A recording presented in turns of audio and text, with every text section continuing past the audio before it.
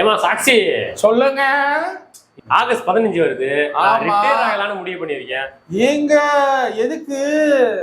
CSK விளாண்டு முடிஞ்சு உடம்பு பத்த மாட்டேங்குது. அதான் ஏதாச்சும் காமெடி பண்ணாதீங்க. போங்க போய் அந்த வண்டி ஏதோ துடைக்கணும், நீங்களா அதை போய் தொடங்க. காய்கறி வாங்கணும், போய் வாங்கிட்டு வாங்க போங்க. எதையாச்சும் புலம்பிக்கிட்டு இருக்கிறது. என்ன மதிக்கவே மாட்டா சார். உள்ள வரலாமா? வாங்க சார்.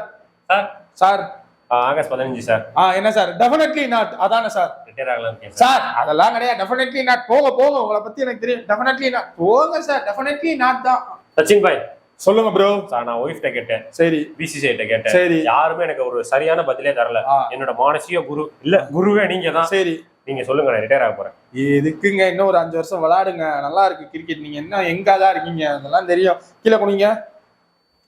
எந்திரிங்க. பாத்தீங்களா, குனிஞ்சு எந்திரிச்சிங்க. நீங்க நல்லா எங்க இருக்கீங்க? போயிட்டு வாங்க. யாருமே நம்ப மாட்டீங்க. போயிட்டு வாங்க போங்க.